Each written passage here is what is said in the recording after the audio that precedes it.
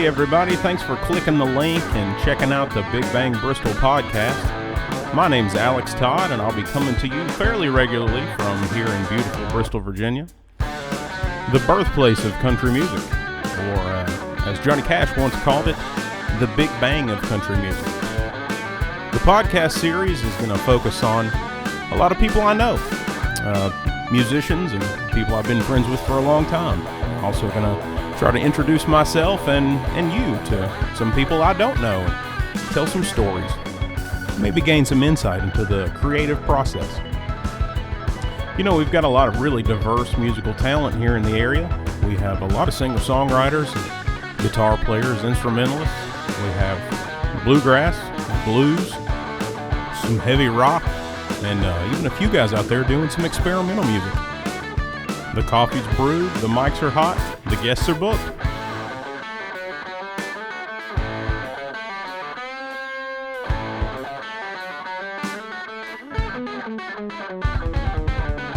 My guest this week on the Big Bang Bristol podcast is award-winning singer-songwriter Annie Robinette.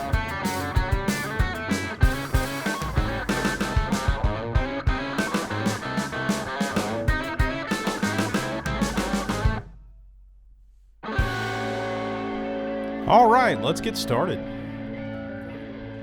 Hey, Annie. Hey. How you doing? Yeah, I'm good. That's I'm good. great. Well, it's been a while since I've seen you. What you been up to?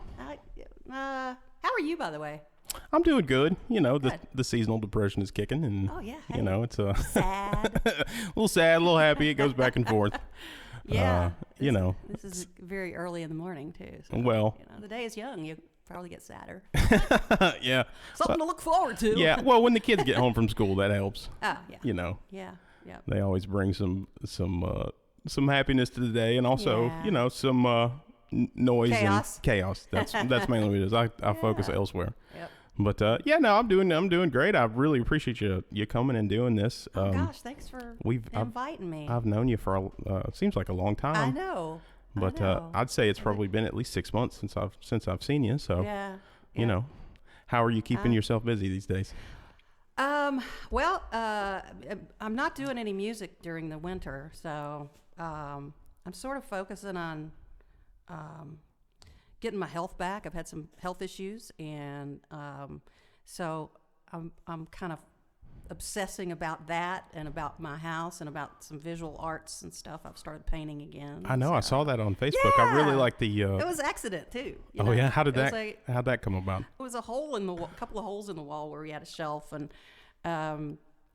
it was just a little wall behind a sink in this little sunroom that we have, and there's this little wet bar, and I got what I thought was the paint that matched this room. Yeah. But I had done another room sort of the same color. Now, why sorta? I have no idea. That was the stupidest thing ever. So it wasn't a match. So it went in the hole. It went over the patched holes and looked terrible. And I said, oh, man, I'm going to have to go Sherwin-Williams. I'm going to have to get this matched just to cover up two little spackled holes that are, that another shelf is going to go up there anyway, but it's not going to completely cover that area where it's all messed up. So I said, I'll just do something creative. And so I thought it was, 5 minutes tops. I was just going to, splash on some color. And then I just went kind of nuts. It's like I went somewhere. Nice. It's like I took a trip and I came back and that was done. Well, that's and that's the and beauty it's of. kind of like that, That's the beauty of art is we get to lose ourselves for a little while and focus on some cool stuff. Yeah, it was nice. It's still in the arts, and I don't do any one artistic thing for very long and in large quantities. All right. I don't do that. I'm, ping pong all over the place. Well, that's cool. But that keeps you. That keeps you motivated in other areas. Yeah, I guess it does. Somewhere in the back of my mind. Right. That was some great visual art. And I was telling you earlier, I went to your website and I was looking at. I went through your bio and I went through all your previous albums, and I was really not amazed, I guess, because you're an amazing person, but I was well, really. Oh, you were a visual artist for a while. You studied fine art. I saw. I did. It's really. In fact, Is the bio bullshit? I'm Is that not- what you're telling me? Did you know there's 2 bios on there? No, I did. I read them both, as a matter of fact. There's Yeah. the one I wrote, and then there's the one that Paul hired somebody to write Right. for me. And yeah, there's some bullshittery, in that one. It's sort of Yeah, it's loosely accurate, based on the truth. But no, it's accurate. It just sounds a little. It's always hard you to. know. Well, I know. It's, And I it's, hate that It's because- hard to. It's hard to like tell stories about yourself.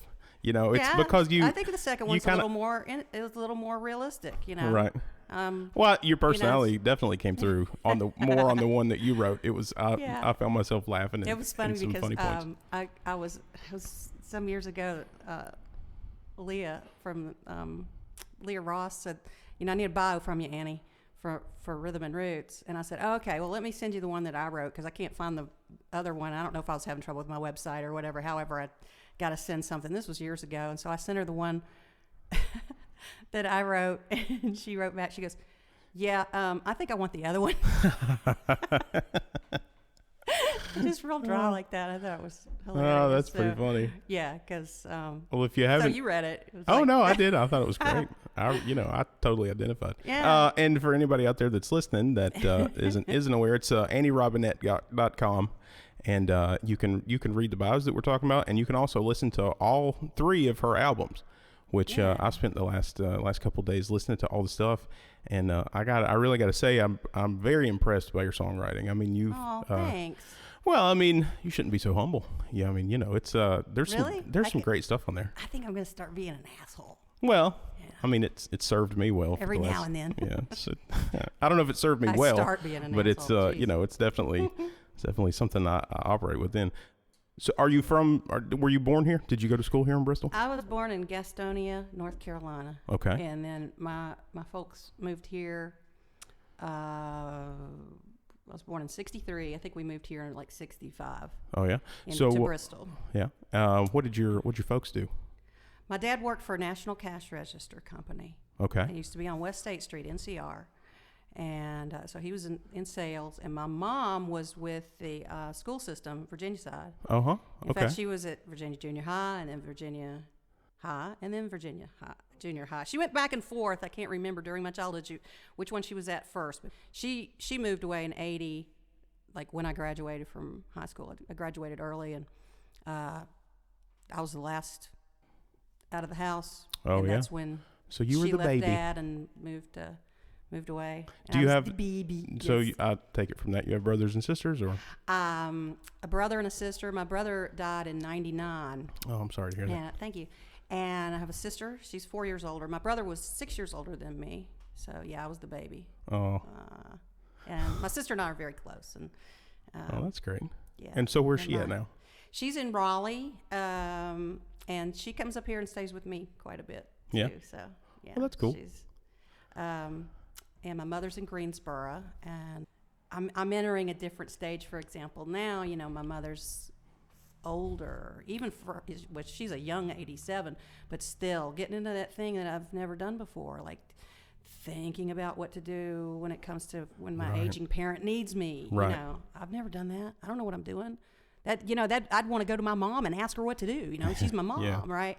And then there's the one before that where we're raising kids of my own, and mom sticks her nose in it too much or whatever. There's just different. It evolves in a really interesting way. Yeah. So this is now I'm this middle-aged woman with an aging mother, Right. and I'm seeing things differently. Yeah.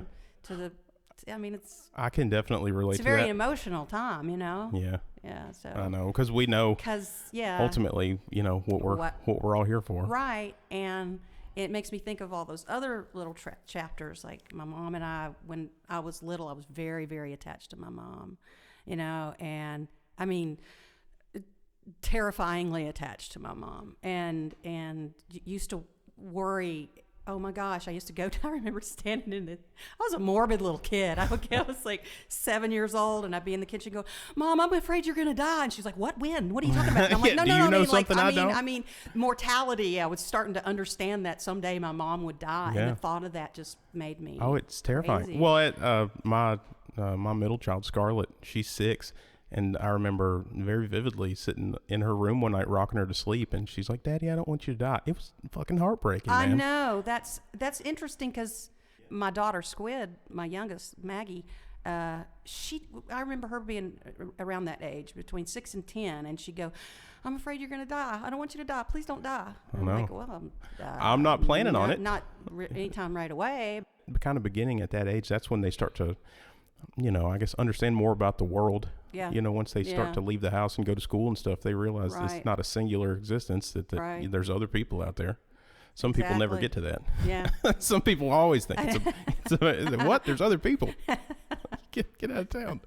Was there music around the house? I didn't express it. I have real bad stage fright. And so when I was little, I didn't want to be heard, but I knew that I could sing. I knew that I had that ability to sing if I could just do it like in a mask or something. Nobody knew it was me. Did you were you in your room singing into the hairbrush kind of a deal? That was pantomiming though, Yeah, right. But so no, I didn't I wouldn't do any performance. Really freaked me out. Okay. And but my mom was musical and could play the piano by ear. Now, did they try to get you into piano lessons?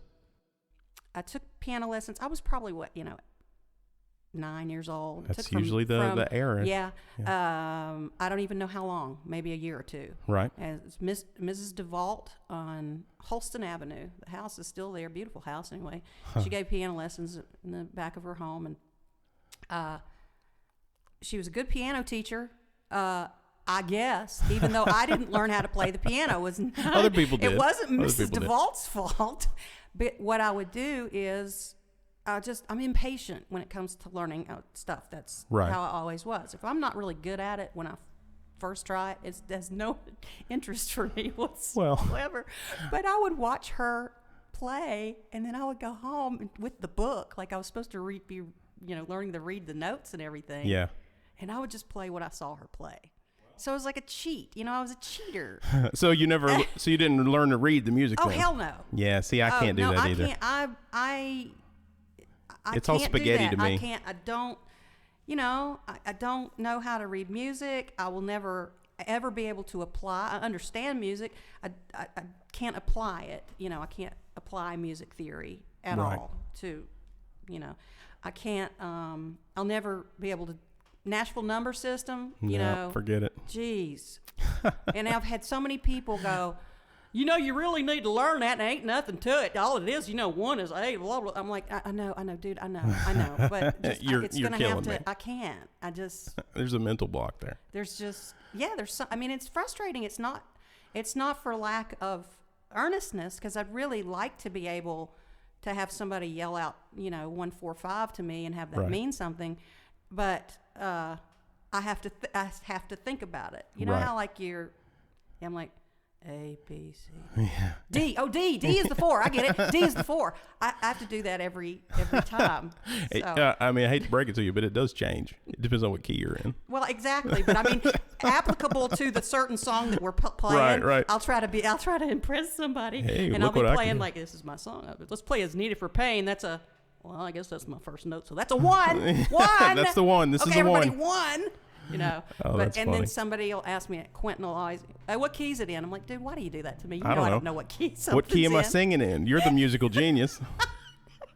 Q. And so I try to know stuff like that, but as I've gotten older and realized that I have limitations in my learning, that I'm just never going to learn it. Of course, that's my excuse. I really am sad that I can't read music, and I'm sad that I can't do Nashville number system. I'm sad I don't know, what key something's in. But something's worked okay, even in the absence of those abilities that I don't have. Well, listen, I spend a lot of time listening to your music, and I don't think it matters. You've hired great musicians. You're working with people that obviously do know what they're doing.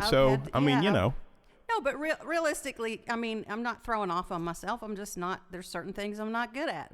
Certain things musically I'm not that good at. I will go, why am I doing this? This is ridiculous. So I'll disappear for a while and go, this thing of trying to be a musician or come across as a musician. I'm not one of those people. I don't have that kind Well, of talent. everybody's got their skill set. Listen, know? I mean, I could, as a bass player, I can walk into just about any scenario, and if you tell me what key it's in, I can figure it out. But I can't write songs. I'm not a songwriter, though. You know what I'm saying? Like, I sit down with a pen and paper, and the stuff I write is just stupid. Oh, it's I got stupid shit nobody's heard. I mean, it's my just God. cheese. It's like, how cliche can I be with these chords and this riff and these stupid words? God. And so, I mean, I'm with you, man. I should do an album of just my really stupid, corny stuff. Actually, I could do probably. Yeah, I know. Hey, I've got notebooks of stupid, corny stuff. Right. It wouldn't sell that great, but Well, but it might make somebody feel better about never know. themselves, to know That's right. they're not the shittiest songwriter in the world. Oh, I man. am.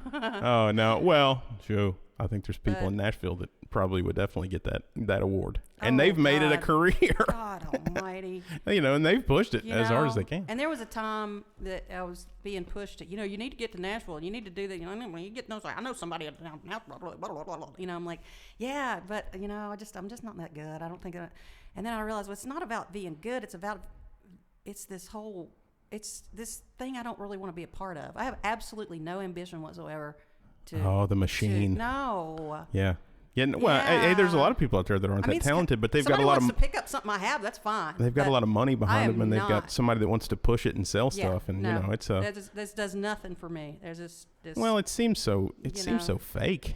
It just seems so or insincere, I suppose.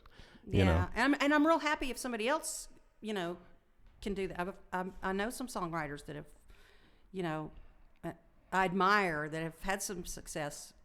I'm thinking of a particular person I won't name that had some massive success for a while in Nashville, and I'm real happy for them. They're out now. Right. That was just a chunk of their life. It's a short lifespan, man. That was amazing, and she made millions, and then boom, she's gone. So she has a real bitter attitude toward it because she's seen it. She knows how the machine works, and she's been in it. And spit out. Yeah, yeah. That's I think very, very, very talented person. So I'm like, well, I guess I'm lucky that I never, Well, I think the way that the world is today, that I'm not as, I don't have the ambition, and I'm not something that Nashville would be interested in. That's probably fortunate for me. Well, I mean, there's to a certain extent, you want to just do things for yourself. That's kind of where I'm at. I want to do things that make me happy, and if I can express myself artistically, it really doesn't matter what what other people think. I mean, I'm not looking for ego. Boost. I wondered if that would come up today. Maybe I'm entering into that now, which is probably why I'm not really doing much of anything currently musically. Is that I typically don't do it with, I'm just going to do this for myself. I just don't have, that's not a motivator for me. I'm such a dabbler in different types, I always felt like I was like, I got all these, little semi-talents, but not one thing that I could do really, really well.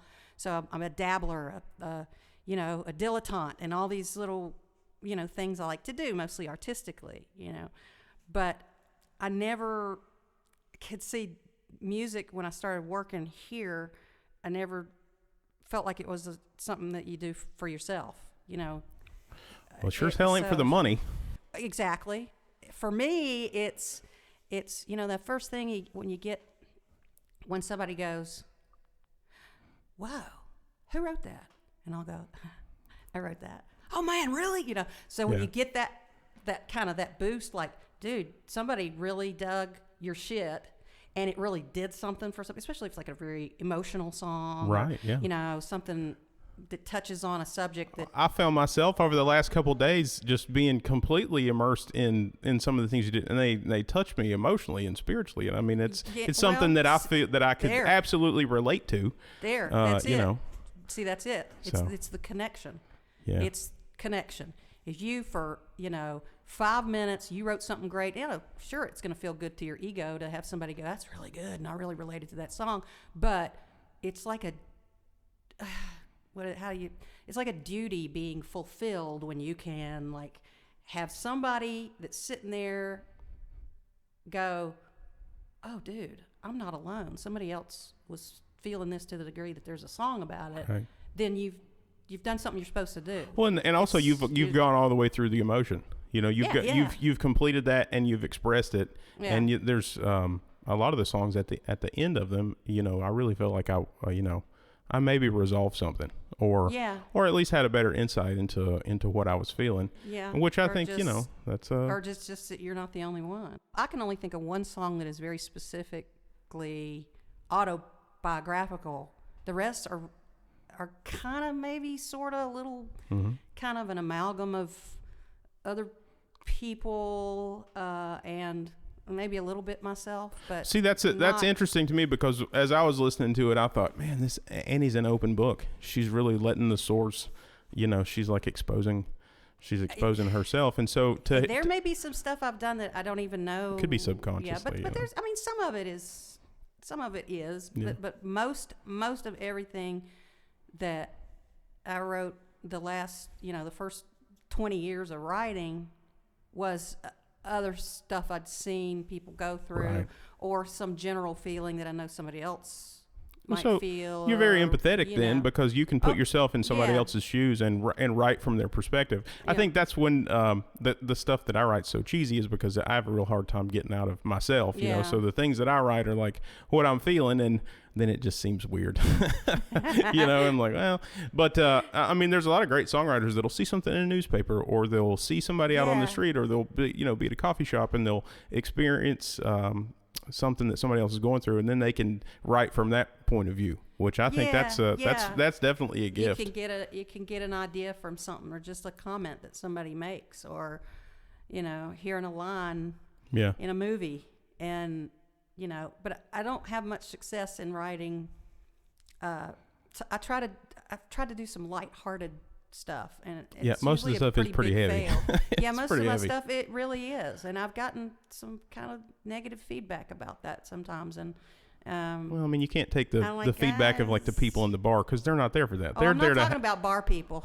Because you know what I'm saying. They're not there. They're there for a good time. Yeah, no, I'm not. I'm talking about like people I care about what they. Not that I don't care about what anybody thinks. I'm just saying.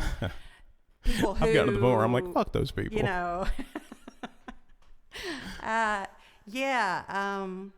People who, fellow musicians, or people who are like, your shit's really breaking my heart, man. It's like, really, do you write anything happy?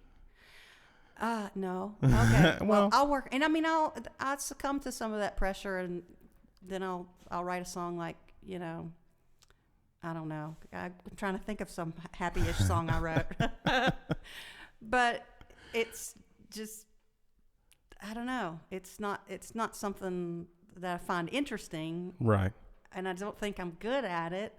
And then probably I'm not good at it because I don't find it interesting or whatever. No, but it's, yeah, I know what you're saying. I'd like to be more versatile like that sometimes. At this point in my life, though, I just have run out of fucks to give. I mean, this is what I have, and but I like to do something for somebody. I'm not gonna, if I thought about doing something for myself, I would just not be doing anything. I understand. I'm not trying to sound like I'm just so altruistic, but I mean, it's I don't know if it's altruism or if it's just connection is so important. Well, at the end of the day, that's all really family, that's all we have. I mean, is the connection that we bond between people, that we form between people, and really those are the things that endure in life, because everything else that is surface. If you think about your younger days, and I think about mine, is all the people that I did go to the bar with and party with.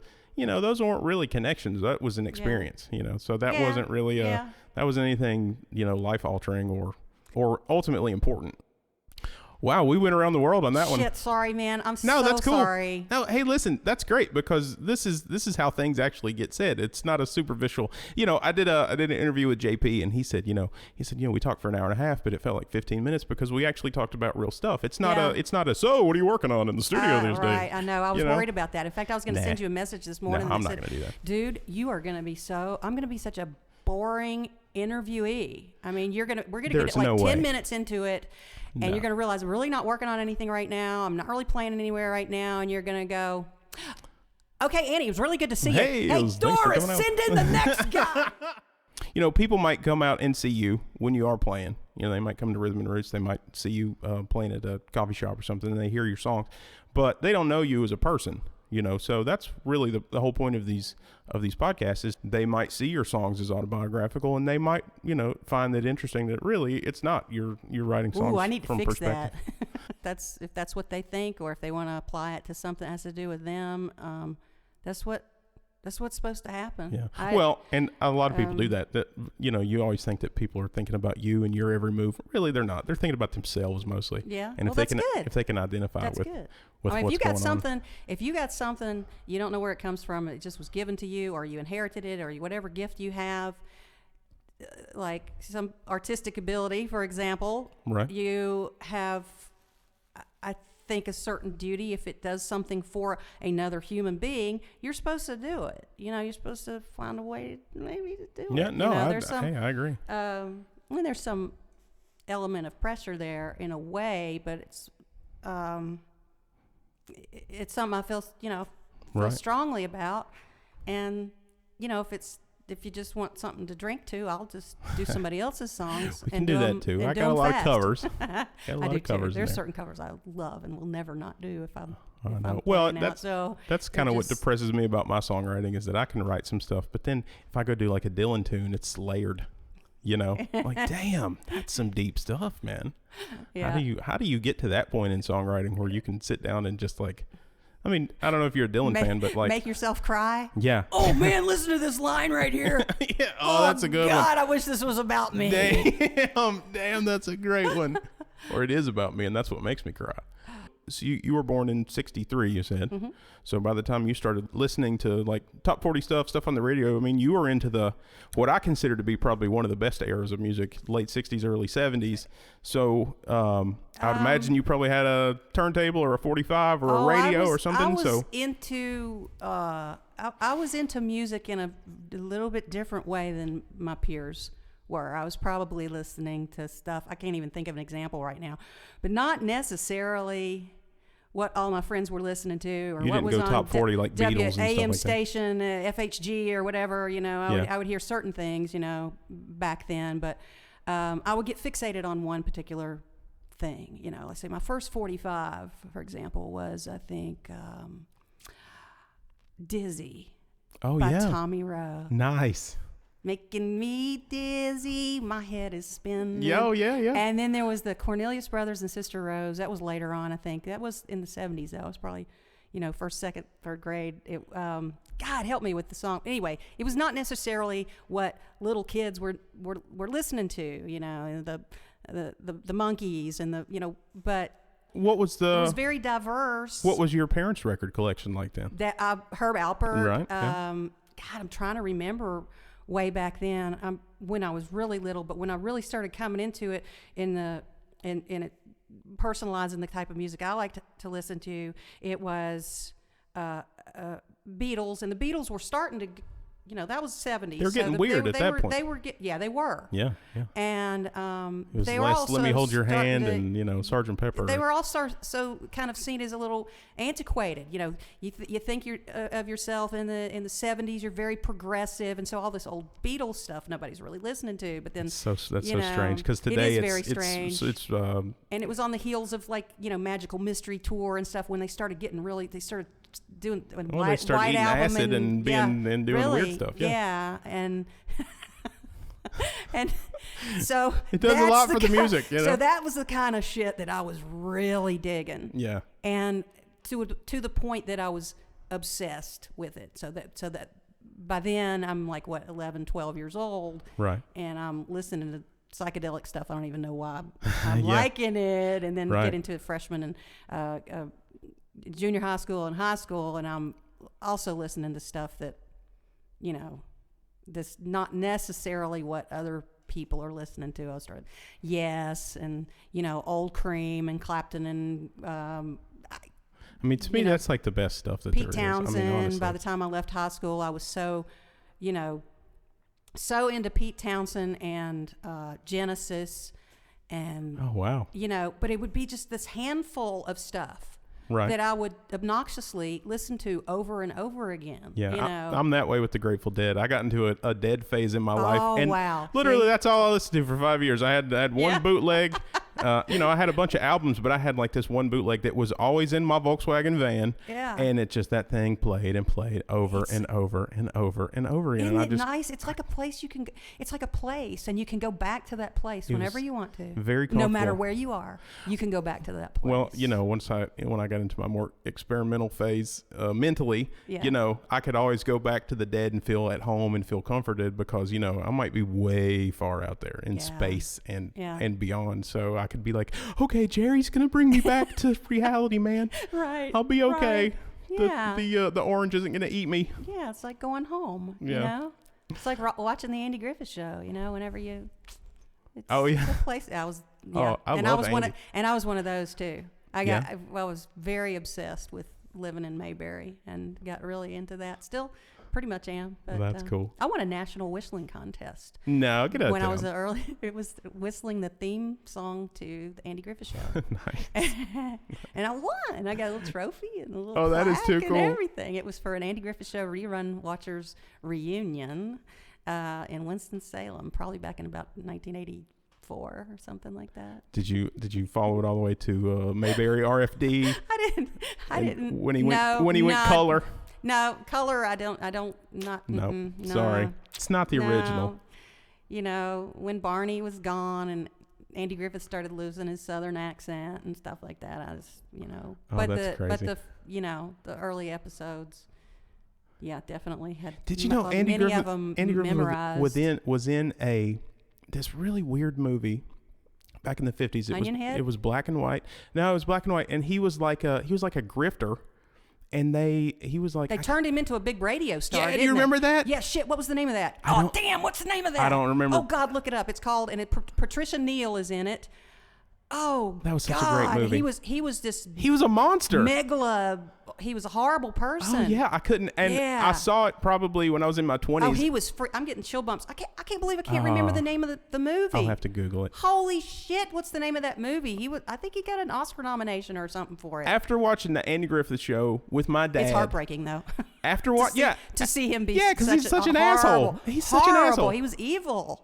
That was terrible. Yeah. So after watching that, because my dad and I used to watch the Andy Griffith Show together, in rerun, and just to see that and to be and to feel like Andy was such a great guy, and then to see him be such a dick in that movie, it was like, it's disturbing. It's very disturbing. Yeah, we feel like we know these actors. We see them on TV for years, and we feel like we know them as a person, right. and then they do something that's completely uncharacteristic, and we're like, oh, yeah. dude, Sometimes I just don't want to know like what they're like in real life. I don't want to. I mean, God, you never meet your heroes. If somebody came up to me and said, "Oh yeah, hey, actually, I know Denzel Washington, Annie," and I'd just go, "Stop you right there! I Nope. don't want to know if he's an asshole. Just don't tell me. I just don't mess it up. Don't mess up my Denzel. Yeah, please. Leave the story intact for me." But I was like that. Musically unique and obsessive. Same thing with television and movies. Television, I was looking at weird black and white stuff that most 9-year-olds wouldn't. Yeah, did you guys have the big console TV? Oh, you damn right we did. Nice. Yeah. It's weird because Paul and I were talking about this recently about my dad. My dad, music was important to him. Television, movies, he had pretty cool taste in certain things. Those things were, I don't think about my dad that way, I think. Yeah. It's hard to think of them as like real people with interests, right. And like what they were like before you came along. Right. Like, hey, you were a real guy. I would love to have some of those collections of records that he had, and I can't remember what all they were, but I can see that console stereo. The one was a speaker. I wish I knew what it was. Actually, I don't. I think we figured this out recently. One of them was just a speaker. It was 2 parts, and the other console was had the turntable and the tuner in the top of it, and the bottom part was a speaker, and they were 2 different things that just looked like 2 giant, really beautiful speakers. And this was probably 1960. He probably got that stuff in like the early 60s. Right. You know, wow. I know. That's The TV used to be furniture. The radio used to be furniture. Yes. And we've completely lost all that I now. know. Everything's Not me, man. I got one. You got to come over and see. okay. I got. You've got the stereo. I don't have what we had. Right. No, I know. But I picked up a console, a Voice of Music console at a thrift shop about a year ago. Nice. That was so amazing. I've had some stuff done to it, and it sounds magnificent now. Right. And it was such a beautiful piece of mid-century art that the same room that I did the painting in that I Right. saw you. We ended up redoing an entire room around this stereo console that I bought from the Haven Arrest. Oh, nice. Thrift store. It was such a treat. When we bought this house from the family, yeah. Their console stereo was still here.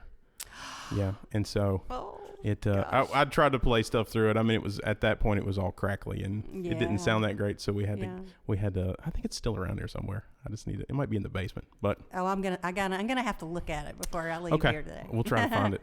Man, I think it's still here. Anyway, but yeah, I mean it used to be. It used to be furniture. They used to they used to make stuff. Yeah, and Paul and my husband back in Paul, the day. He sold stereos in the 70s. He worked for hi-fi stores, and those were things he didn't really necessarily know anything about, because that was when separate components were all the rage. Right, and in fact, my first stereo, my dad bought from, I don't know if he bought it from Paul. Paul was a teenager then. I was probably 12 years old. 13, I believe. And Dad went down and to the store, at least where Paul worked. I think it was Rush Electronics in Bristol, and bought me my Sansui 221 receiver, Pioneer turntable, and a couple of Fisher speakers. That was my first. I took it to college with me. Had it for several years. But yeah, music was enormously important to me. Like hugely. Like it was my escape. Yeah. But I can't say that I listened to an enormously diverse, bunch of music. I didn't. I would get fixated like you did with Jerry. And yeah. It's all, it's kind of like going to a restaurant and getting the same thing to eat every time. I don't think there's anything wrong with that. No. I mean, if it's a proven thing, it makes you feel like. good. It doesn't upset your stomach. You're not going to pay for it later on. Hell, get it. Yeah. I wasn't wasting my money Just get on a different wine or something. I wasn't wasting my money on other albums. Yeah, really, I'd get to the point where I'd go to the record store, the CD store, and it's like I'd go to the Grateful Dead section. I'd be like, got that one, got that one, got that one. Okay, we're good. Let's go. And the mall here opened up in 76, I believe it was, and they had the record bar. Oh yeah. And that's where, I can remember some records. Then there used to be a record store in the train station. Do you remember that? You The remember when the train station was all weird and I think the train station was converted to all those shops. Right. Yeah. After I left, I left in '80, and then I'd come back and I would see that was the. I'm not sure when that was, but I don't really remember. It had to have been the 90s probably. There was a restaurant in there. The third rail downstairs. Yeah, I remember that, but I just don't think I was living in Bristol during that time. I think I had already left. Okay, so hey, let's go ahead and transition to that then. So after you graduated. Yes. And at that point you left and I guess went to college, right? I did. Yeah, and that was UNC Greensboro. That's correct. And you did fine art. Or at least that's what the bio says. Yes, so yeah, that's true. I was a fine arts. Lead me here. Come on. I was a fine arts major with a sculpture was my concentration. Very cool. Yeah, I did sculpture. Yeah. Did you? Yep. I went to Radford and I got a fine arts degree as well. Oh my gosh, that is so cool. Yep. Oh wow. Yeah. But I love sculpture. There's just something about clay and collage that and I kind of still do that too with building the instruments that I make. To me it's just like an extension of sculpture because it's musical instruments are great because not only are they functional, utilitarian, but they also you don't just buy like a guitar. It's always like I love the color, I love the wood, I love the so it is itself an artistic expression.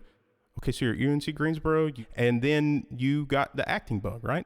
There was a company that hired models and actresses and actors in Greensboro, and I started working with agents. I started doing modeling, which also took me into doing some TV commercials and stuff like that. Cool. So I did that in college a little bit, and then theater I had never done. So years later, after Greensboro, I went to Raleigh and I got married. And at some point, I'd always wanted to do theater, and I had done some TV commercial stuff, and I think I was in my first play when I was 30, maybe 30, 31, something like that, in Raleigh. Do you remember what the play was? Me and My Girl, or Me and My Gal. Okay. And I was an ensemble member, so I got my feet wet in theater, and then boy, I got bit. I got bit by the bug, and so I auditioned for something else and got this really great principal role in a production called Nine. There's movie 8.5. It's a Fellini film, and so they did Nine in Raleigh. Yeah. And I did that show, and then that I got some kind of nomination for it or something like that, which got me even more, Right. Yeah. So then I auditioned for and that was a musical. Then I auditioned for a Marsha Norman play called Getting Out, and it was real heavy, real serious, and real disturbing. I begged my mom not to come. I said, Mom, please don't come to this. Yeah. Which was just fuel for her to... Of course she showed up. Yeah. Yeah, she showed up there. She's like, what the hell is my daughter getting into? There's this attempted rape scene, and she's right Man. there. Right there. I can see my mother. While I'm acting, I can see... Were you the victim? I was the victim. Oh, wow. That is super heavy. It was... Oh, yeah. It was a heavy play. And I'd gotten real interested in this playwright because she had done a show. I'd seen the movie, too. They turned it into it's called Night Mother. Okay. And I had seen... My sister and I saw the movie. I guess this was sometime obviously in the 80s. It was Sissy Spacek and Anne Bancroft. It's just a 2-person show. And I auditioned for it when I was in my 20s, and I've auditioned for it several times since. I've never gotten into that particular show, and I've always wanted to do it. There's two people in that show, the daughter, who's in her 30s or 40s, and then the mother, who's hilarious. Well, I was auditioning for the what they called the middle-aged daughter back then, and the guy was just I probably sucked, I don't know, but he told me he didn't give it to me because I was too young, Right. And I looked very young, and so that didn't work. So now I've gotten even too old to play the mother, so I don't even know. And that's it's not a show they've had auditions for it around here since I've lived in Bristol the last 20 years. They've had auditions for it at least 2 or 3 times, and I auditioned for one of those not that long ago, about a year ago, and never did hear. I don't know if they just didn't do it or because. And I'm sorry, that sounded so terrible. I guess because they didn't. They must have not done it. If they, if they couldn't get me, if they didn't cast me, I guess it just wasn't done. I didn't. I'm sorry, I didn't mean for it to sound like that at all. No. It's just that when I got there was only one other person auditioning. Right. And so I don't know if they just didn't have much interest for it, but it's excellent, but it's very, very heavy. And we thought about doing it at our studio at one point, and my nephew Martin Robinette was going to direct it, and we started working on it, and we had something that got in the way of that. This has been about 5 years ago or more. Man, the studio was such a great space. It was. I always loved going great. there. And it was always a fun time. There was always a great atmosphere. It was a wonderful place. It really was. And it was a great canvas for an artist. I got to do stuff in there. Once we didn't have a business in there anymore, then, it's carte blanche. Whether it's writing music or performing music or doing some artwork or whatever. But as great as all that was, it was costing us a fortune, and we just it was killing us. It's so great to not own it now, Yeah, but the weight has been lifted. We do feel a certain isolation now, because even though we weren't doing stuff there that often, we had that option, and now we don't really see people as much anymore, and we don't. Well, you could always rent a place. That's You know, Yeah. I mean, hey, it's True. you know, you're independently wealthy, right? Yeah, Yeah, of just course. rent the place. Why Yeah, not? you know what? It's a People couple think grand. that, I think. Yeah. No, I was being facetious. But nah, so you know, we don't miss it that bad because but it was a cool place that Oh, it's a great sometimes time. Every time I especially always when the went holidays come up and we think, Yeah. man, this would be a cool thing to have, you know, some musicians over, and we've got the stage and all that. there. You guys had a wedding there. I remember. And we've had weddings. Salt's got married there. We've had wakes Oh, wow. there. We've had, you know, and it worked out really well because my brother-in-law bought the building. Oh, that's great. And it's interesting because Paul is working in that building. Oh, that that's used cool. to be So ours. what's going on there now? What are they doing? It's part of the Robinette company, which is Okay. that's a flexographic printing and bag making Facility. business or offshoot thereof. And Paul works in customer service / marketing for his brother, who owns the Robinette company. And so they purchased that building, and so he's working he's in actually his old digs. He's actually Yes, he sure is. That's cool. And he had that building built. Back in, I think 85, 86, something like that. So Paul actually had the building built. Paul built that building. Oh wow, I didn't know that. I think he designed that building. It's got that's where he did photography and videography, and so it was this huge room where you remember where the stage was and everything. We had it covered up, but that wall that's like in front of the stage, Right. you'd be looking at the back wall. Right. It's a cyclorama wall.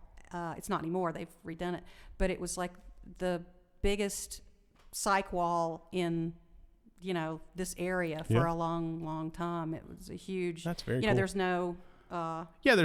There's no angle at the bottom, so you get. Thank you. Yeah. Right, it's kind of curved, so that he you did get that, and then he built it. So it was it's been through, that building's seen a lot of different things happening in it. So I mean, obviously you're very talented, but Paul's very talented too. he's I'm sure an that outstanding photographer. Yeah. And he's got other artistic abilities that I don't think he even really Quite knows that he has. Quite the drummer as well. He the is. hand drummer. That too. I mean, it's, I don't know. Maybe somewhere in him he already knows. He just knows, and he was shy about that, and he started playing drums with me, and that was really cool thing for him to have done. You talk about stage fright.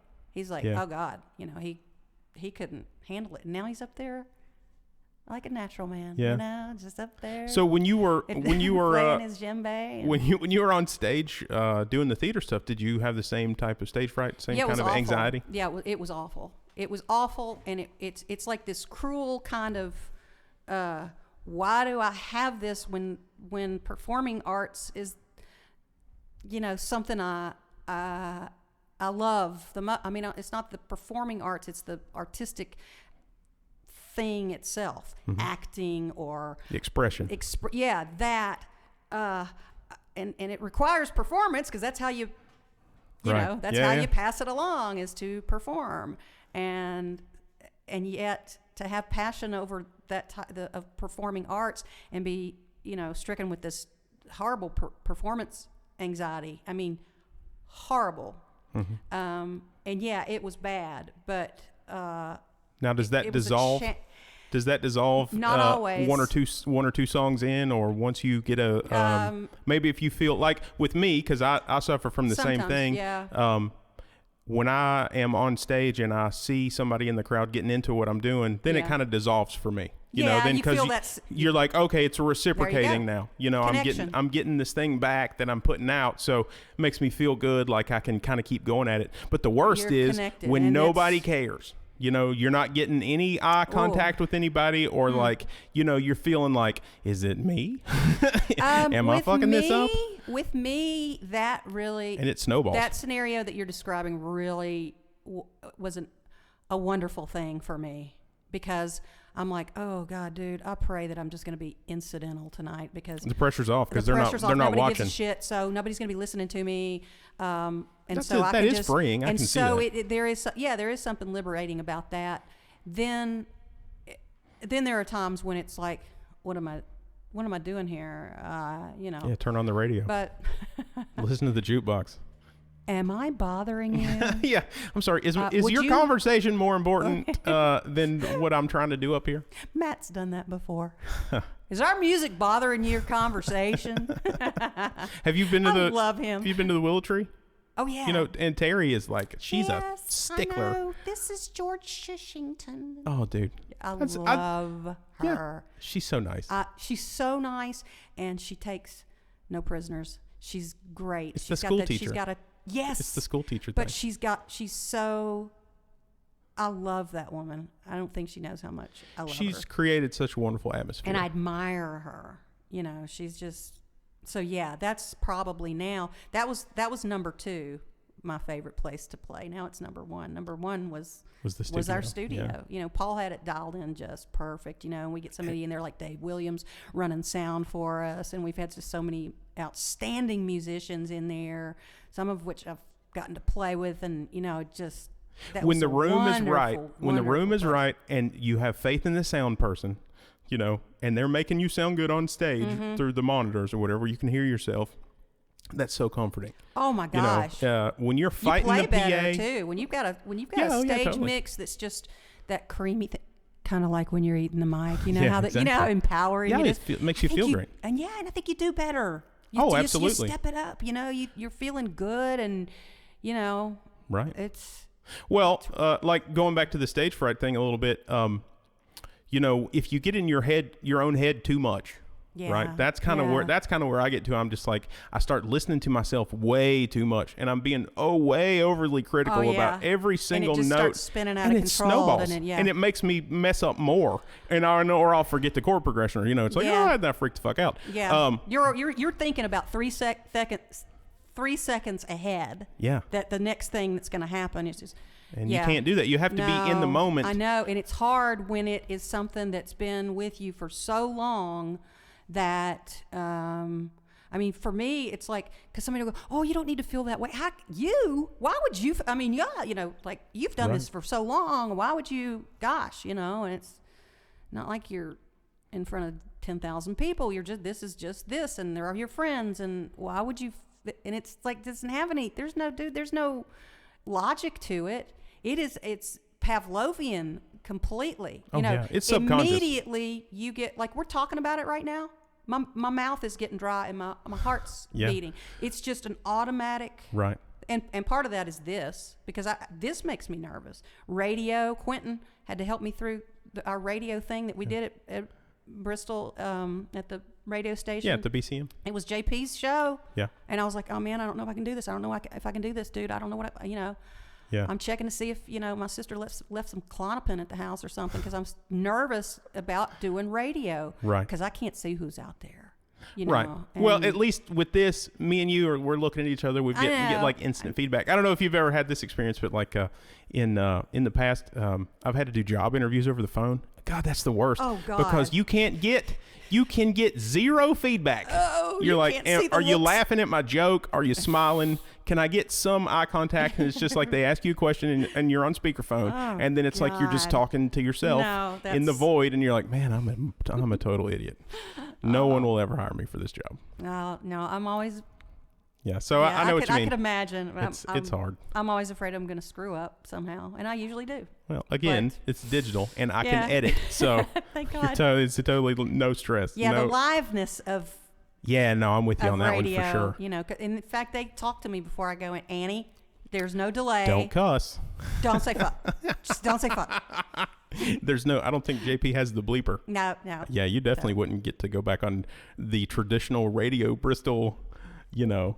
Yeah. Uh-oh, sorry, guys. Yeah. This is the internet. You can cuss all you want to. So at Rhythm and Roots, did you suffer from stage fright? I had the Paramount, and I always do at Rhythm and Roots. I always do. Was it more so than like a normal, thing. like a coffee shop gig? It's more so. It's more important. People are there to listen. People aren't there to talk to their friends and listen. And that is a good thing about Rhythm and Roots is people are there for the music.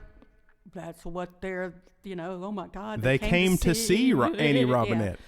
Oh, that, Oh. Yeah. I mean, it's like, Make that's it great. stop. That's a wonderful opportunity. You better be perfect. It's just. Oh, so, boy. The pressure's on. But you were saying, once you get into once you get into minute or the two groove, of a song, you know, does it go away? Not always. Yeah. In fact, I've had stage fright occur in the middle of a show. Oh, before, no.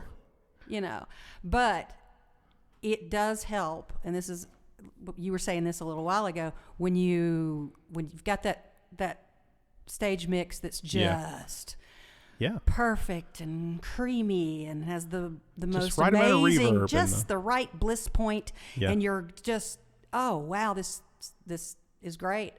It doesn't even matter if I screw up. I sound just fine. I sound wonderful. I sound fine. I'm fine. You know? Can't say enough about a good sound man. Oh my gosh, I can't remember. They'll who make that or was. break I tried you. to find that guy at the Paramount this year. He was fantastic. Yep.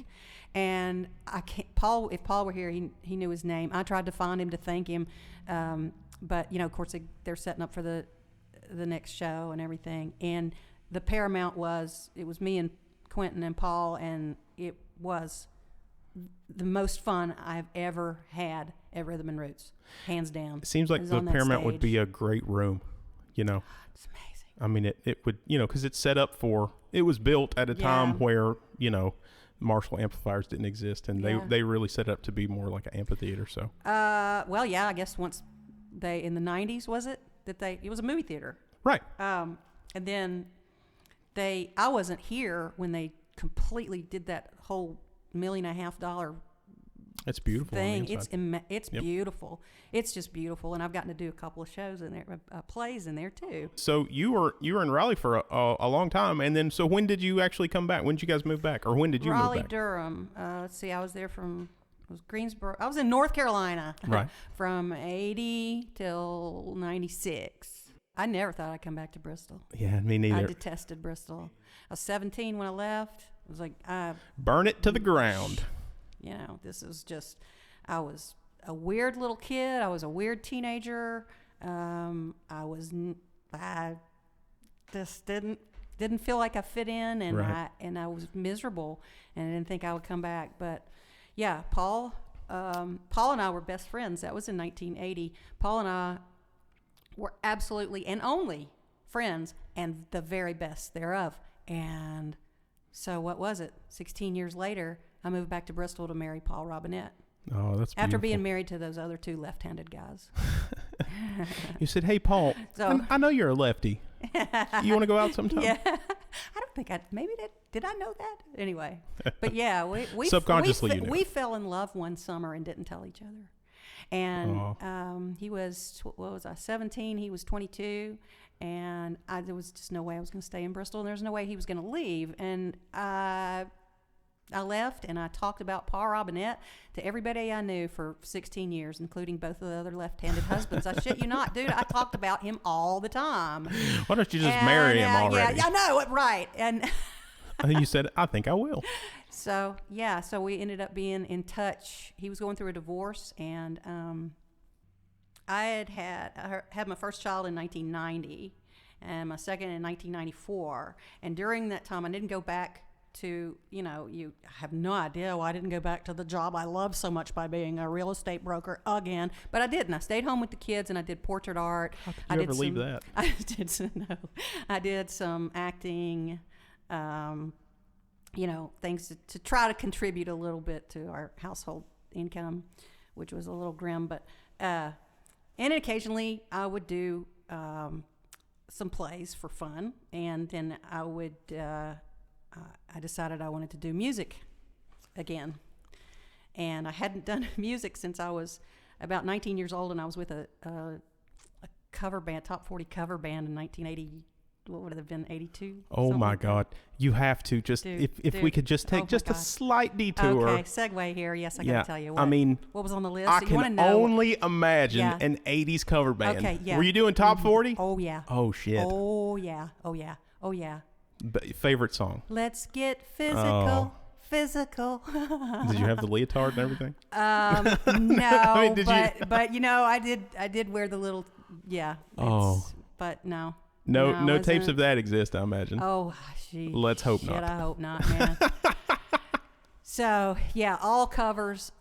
all top 40. We brought into we had some cool stuff there too, because there was, I don't know if this was top 40, but we had some Carla Bonoff that we did a little Bonnie Raitt, I think, maybe. Then years later, I was, I guess, 30ish, late 20s, and I would always look in the back of this little publication. I can't even remember the name of it.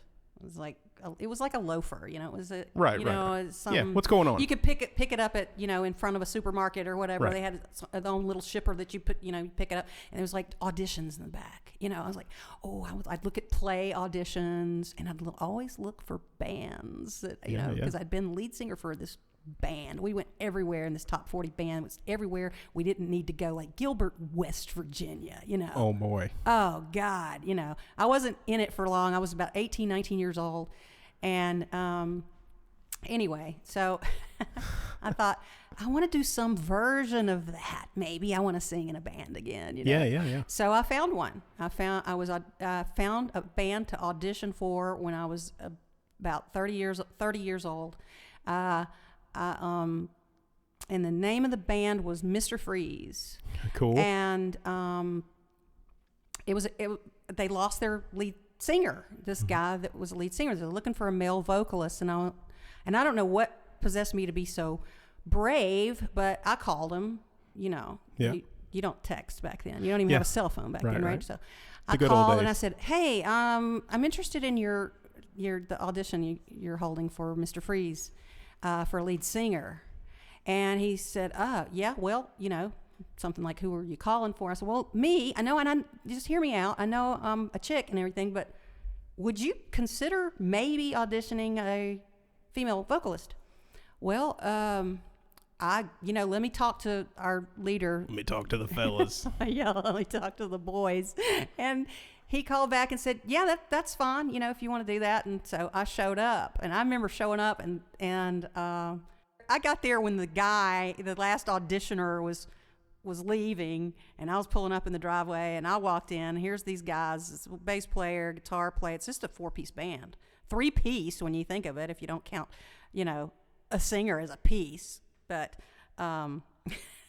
so it's guitar player, bass player, drummer, and so it was at the drummer's house, and I showed up, and of course I was nervous, and he had sent me or told me some of the stuff that they do.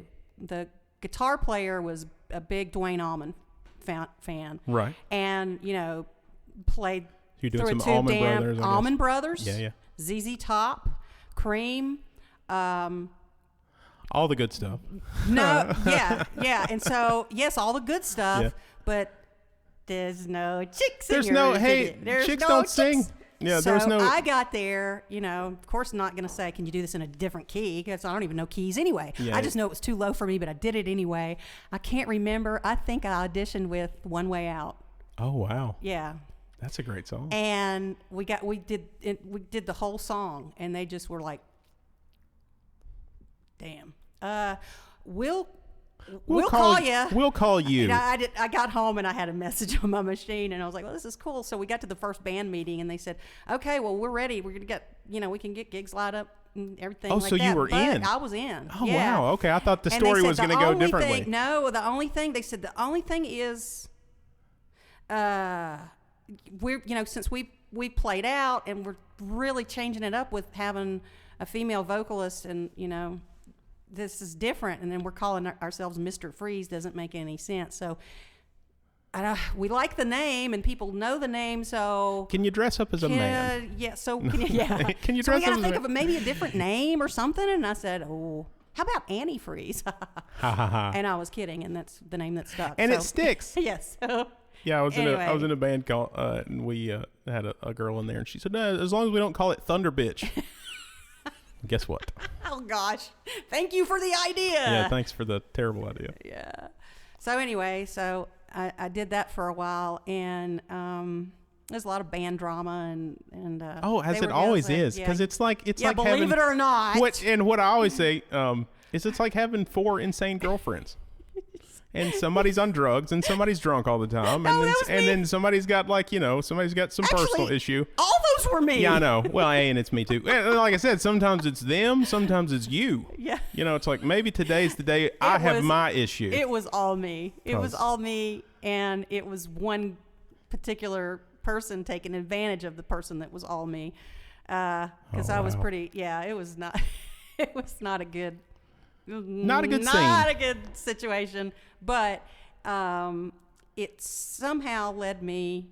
Actually, no, it didn't lead me. This is not a segue to a story. This is a completely different story, the one that I hoped to tell you before I started this story. But anyway, I was into the music scene, sort of. Right, okay. In Durham, Raleigh, whatever. And then I started working at this grocery store. God, I've had a very diverse background. I'm telling you. I worked at an artist at a grocery store. It was the coolest job in the world. I made signs, with handmade signs for different sections of the produce ones, where like you put them up in the windows and stuff. They're totally beautiful, And the artist I worked under was just phenomenal. She was fantastic, So it was a wonderful thing to do for part-time work. I had a new baby, and sometimes playing in the band, but I don't know. I think that was started to go south after a few months. But during my tenure as a as a supermarket artist, I made some friends, and this girl and I went with her girlfriend down to a place to hear another artist play, another musician play that I'd kind of heard of, and heard that he was good and that he was funny and fun. And so this little hole in the wall in Hillsboro, where Hillsboro, I do, North Carolina is. Beautiful little town. Oh yeah, great. But it's a very small town, so we were going from Durham down to Hillsboro, like on a weeknight, into this little coffee shop, hot dog stand, old fashioned combo gas station, restaurant. Yeah, right. General store. I mean, we were the only ones in there. Maybe they served beer and coffee and some little snacks or something like that. Right, and it was an old, old building. It was really quaint and everything. So we went down there and we heard this guy. His name was Stephen Michael Jack. And he was fantastic. I thought this guy was so amazing. What are you doing here? Yes. How in the world? So naturally, being that he was so entertaining and obviously a very gregarious person. So when he went on his set break, he came and he sat down with us and started asking us about ourselves and stuff. And I was just I just thought he was just the coolest guy in the world. And I was so impressed with his music.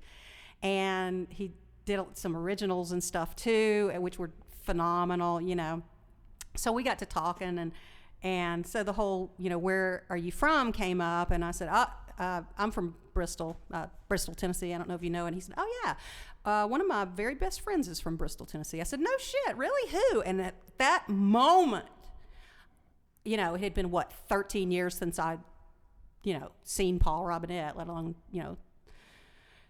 I mean, I thought about him every single day, and I thought, just for that moment, everything just sort of stopped. And I said, dude, if this guy says, his name's Paul Robinette, I will shit and fall back in it. I will. I'll fucking die right here. And I said, so really? Who is that? Your best friend? And he said, oh, well, actually, his name is, and drum roll, please. Paul Robinette. No, oh my God, oh my God. I just went berserk.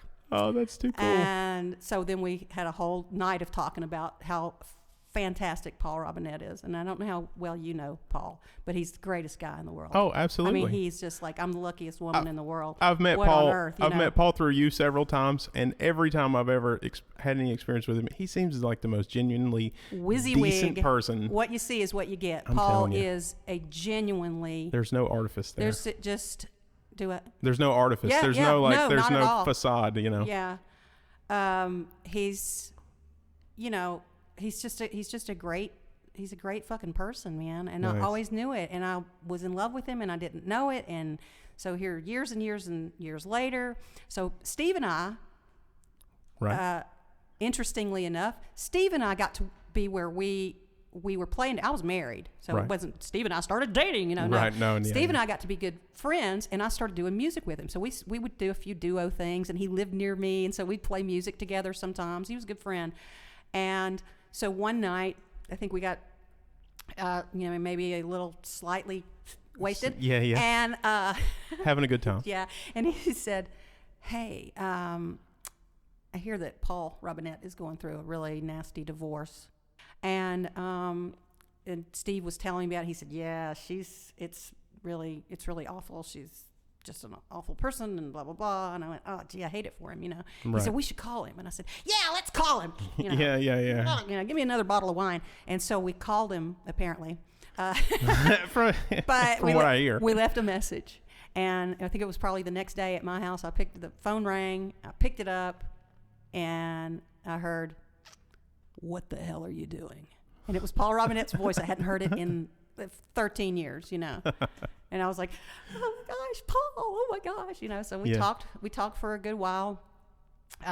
Nothing weird. No, this was Right, my this best was your friend friend, in right, yeah. 1980. And you picked up just where you left off. Yep, we sure did. That's the best in one. fact, I had an upcoming, 15-year reunion, 20, whatever it was, high school reunion. And I wasn't going to go, but now that I had a chance to go back to Bristol and see Paul Robinette, I, chose to do so.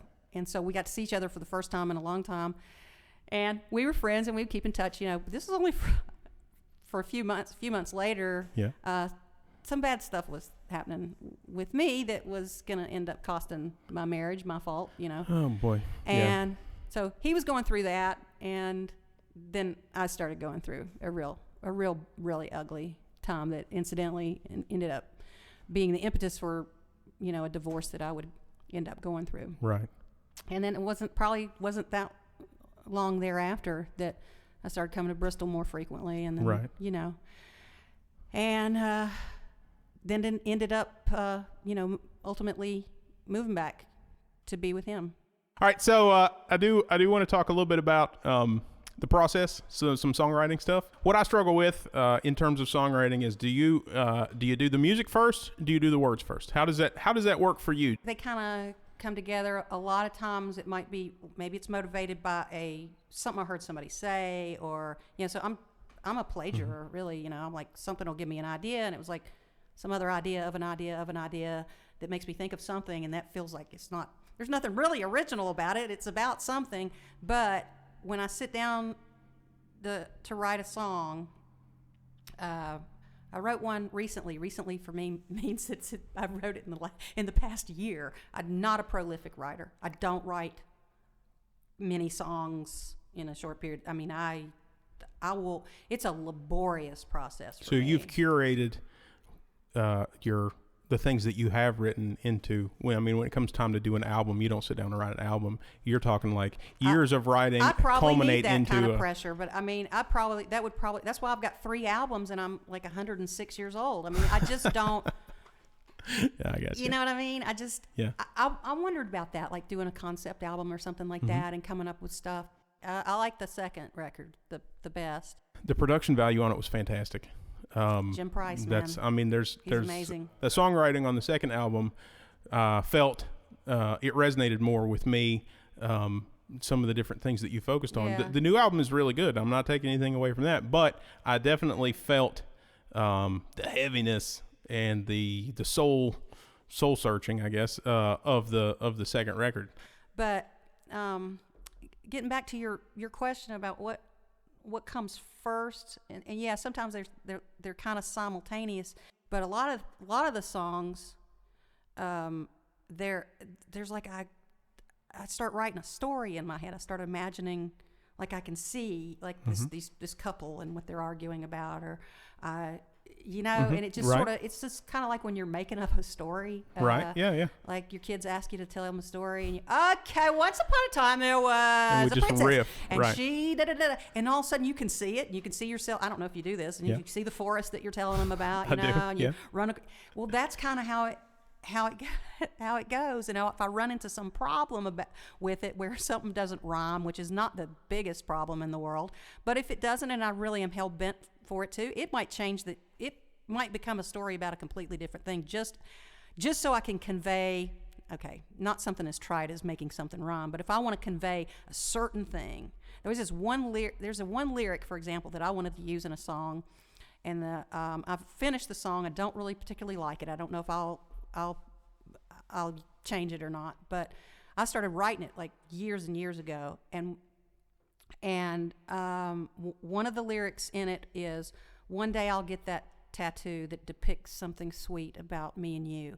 And I want to use that so bad, and I wrote the whole song. Doesn't really fit in there. I gotta find a way, so I have to rewrite the whole, like, the story, even though it's not a story song, even if it's not a ballad saying this happened and this happened and this happened and everybody died at the end. Even if it's not that, I have to change the story maybe a little bit. Okay. Oh, well, this is not about such and such. This is not about a girl with a mental illness now. This is about the guy who is seeing the girl and she's having trouble and he's saying this to her. Who's saying it to who? Right.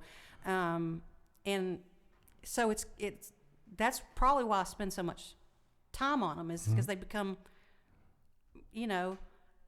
I fancy myself a screenwriter or something, and I'm writing this movie, and this is what happens, and gosh, I go and, in my whole head, this crazy shit happens because I'm going, here's the movie, I'm writing the movie, and I've got Kevin Spacey cast in the main role. I'm going to have to fire him because look what he did, man. Right, so all of a sudden, things change. Now I'm changing it. Now I'm going to, see what some other actor is doing. I picture these people in this. Well, I think that's what makes you story. I think that's what makes your songs come across so well, is because you do a great job of portraying that. Because when I listen to it in my mind, I can see what you're trying to get across. Now it's my version. That's cool. It's my version. Yeah, I never know it's what. It's like when you read a novel. Your movie in your head as you read the novel is different maybe than what the author has intended. Yeah. But that's your role. And that's your thing, and then of course you infer and you project things into that you want to get out of it. But I think that speaks a lot to your songwriting, and that's really what I wanted to ask you about, because I do feel them a lot, and I think the people that like you and the people that listen to your music definitely feel that as well.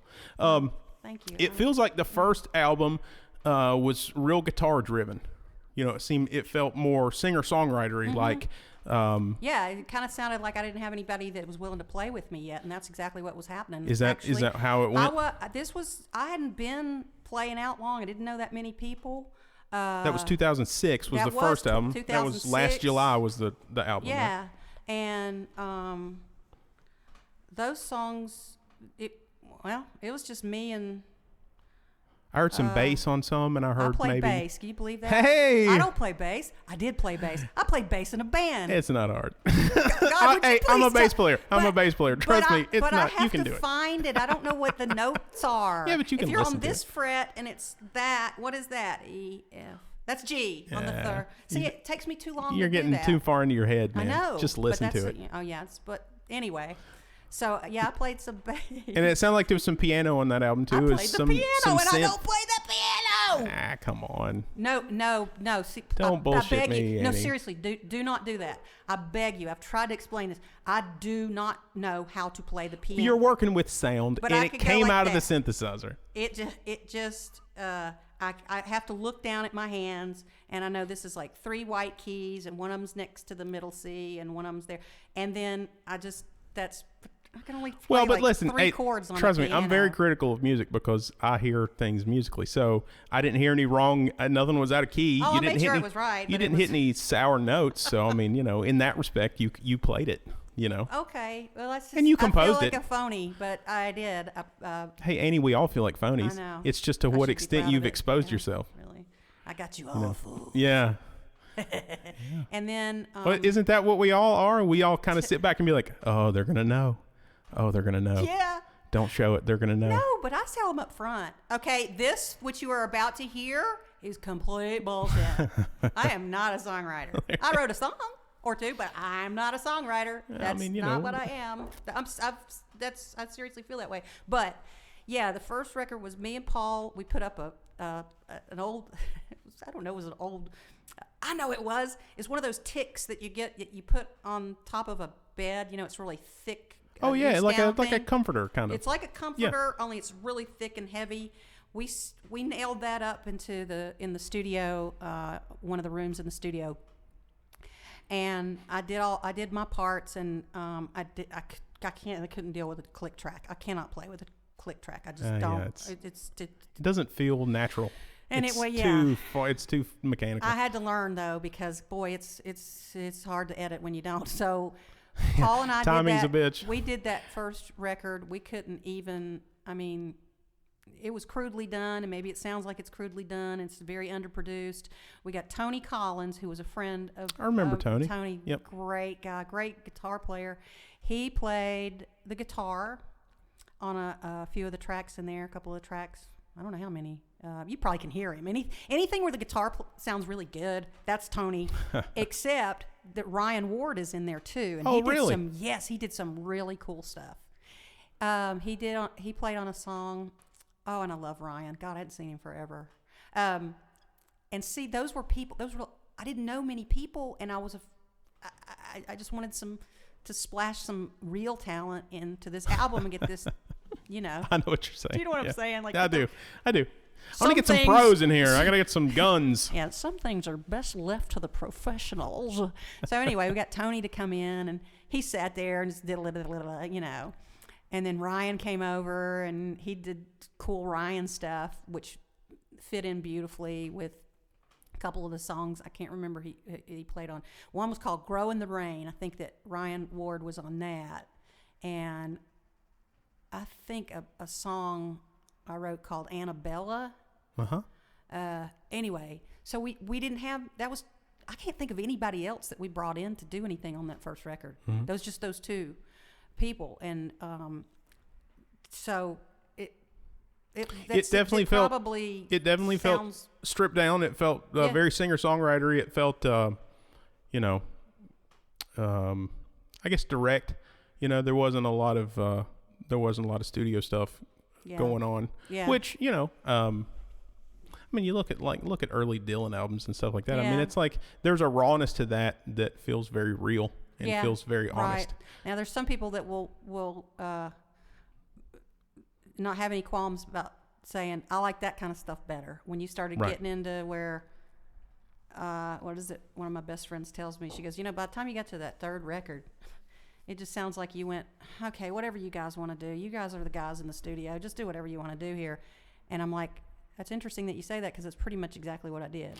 Okay, so that was really, you're leading me into my next question here. Okay. So it seems like on the second album, we introduced a drummer. We introduced some definite, because I didn't hear any drums on the first one. And like you just said, it was mostly guitar players. No, I don't think it wasn't there was no anything percussion at all on that. So then the second one, we got some drums in there, and then with drums comes pretty much the rest of the band, right? I mean, that's once you have that, you got to have the other stuff, or it feels weird, you know, if there's just because drums and guitar. By the time I did, that's 10 years later, wasn't it? No, 6, 8, whatever. 2013, so 6-7 years later. Yeah, so there's lots of stuff that's happened since I've been living in Bristol that long, and I had a band. You know, I had a band. Was this the Annie Robinette band? It was. Yeah. Is that the band that recorded? No. Unexpected Turns. That was not a band album. That was a solo album, and I happened to be playing with a band at the same time, and I had been for a couple of years, but most of that stuff was written long before I had a band. Right. And the reason I'm saying this and sounding a little bit defensive is because some of the band members didn't end up on that record, and that was hard to do. Yeah. That was a nightmare too. That record was a nightmare in so many different ways. Making it was, but it turned out that the savior was Jim Price. It started in our studio, and then it got to be too much. I'm like, Paul, let me go to Richard. So I went down there, and we captured a lot down there. And so the players that you hear, some of them were like I remember I said, drummer, I don't know. Richard, what do you got? Who you got for a drummer? He said, Glenn Harlow. And I said, Glenn Harlow, the mandolin, the bluegrass guy? He said, oh, no, one hell of a drummer. I said, okay. So, Richard had all these go-to guys, and so we got a bunch of captures, which is what you're hearing on there. Right. When we had my drummer come in for the Annie Robinette, Brian Seiler, love that guy. Mm-hmm. When he came in to record, before I took stuff to Richard, we did it at our studio on this little electronic drum kit, and our capture was, the difference was night and day. Right. Not between the drummers themselves at all. The tones. But and I hate, that's an example. That's why I get really weird about, well, was it the Annie, where's your bass player? Did he play on it? No. Well, a lot of times with studios. I pissed people off. I did. Well, but a lot of times when you go to a studio, they have musicians that they work with regularly, and they have, they're already comfortable in their studio. They already know how to set up and get tones immediately because the recording world, time is money, and if you got to bring your guys in and it takes them 45 minutes to get a sound, then that's money out of your pocket. If they've got a guy that already can come in and be ready to go in 5 minutes, that's a different way to go. Well, I did step on some toes, and and I was talking to the. Well, it's not like you during didn't. It. You love the people that play in your band, but live musicians and studio musicians are different animals. Some live musicians can come in. Yeah. Well, some guys can come in and they know where to be, because the recording world is a very different animal than playing live, right? Yeah. So, you have to create spaces in the recording world that you wouldn't normally create on stage. There was a lot of other complications that went in with, and that's why it was called Unexpected Turns. It was I can't communicate in a studio. It's hard for me to say, that's not what I want, but I don't know what I want. I just know it's not that. It's very difficult. Right, and that comes off as dickish. That comes off as, because I do that too. I'm just like, that's not it. And they're like, well, I'm glad you do it, because. So, they're like, okay, well, what's your idea? And I'm like, well, my idea is not any better. It's just not that. Yeah. Oh, I'm glad somebody else does that. That's kind of a shitty thing to say. And because I'm afraid to do that, because I'm afraid of how it sounds, I worry it makes me sound like I'm completely unprofessional, which I probably am, but I don't have to be professional. I'm just the artist. Well, all I know is it's just not that. I don't. Well, ultimately, you're paying for it, right? Because that's money out of pocket. That's a big thing. And the other thing is, and I kind of said this earlier, but I'm going to reiterate here. We are curators of cool shit, right? It's like, you might go to an antique store and sift through, 2 floors worth of nothing so that you can find that one cool thing. And so music's kind of the same way. If you're a musician, you're going to sift through all these guitar, so like, let's say we're laying down like lead guitar. You go, nah, that's not it. All the notes were there, but it's just not it. You know what you're looking for until you hear it. It was an interesting, that second record was really, it was awful what we went through to get the tracks, and then toward the end, then we were already, I don't know, several $1,000s in, and I just said, Paul, fuck it, I don't want to do this. This is not worth it. It's not worth. I've discovered a new reason I hate music. I'm getting ready. I hate it. This is so. Why does it have to be like this? Why can't I be Todd Rundgren or something? Because I don't have that kind of talent. I can't do it all myself. I can't Paul McCartney this thing and do all the recording, do all the whatever. Who else does that kind of stuff? Right. Or I know what you're saying. Yeah. But if I could. I'd rather have done just you and me, but I need these players, and I got to put up with this bullshit. And they got to put up with mine, even though they should put up with mine. I'm fucking paying for this, But of course, that's what I'm saying to you now. But at the time, I'm like, I wonder if he wouldn't mind if, like I said, instead of it doing like this, would you kind of come in a little bit less? I can't. It's hard for me to do. Right. Well, I think ultimately that's the job of the producer. And I hate to. Well, that's.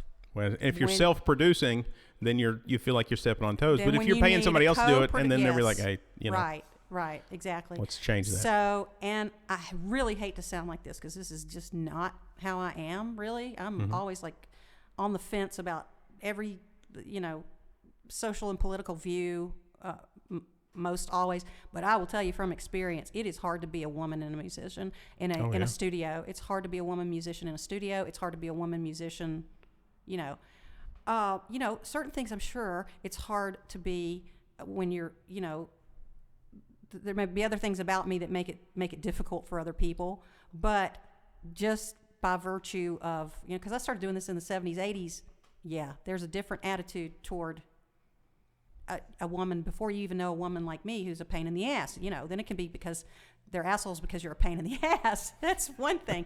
But just being, it can be difficult, Well, not only do you have to prove your talent, but then you also have to come off as a nice person.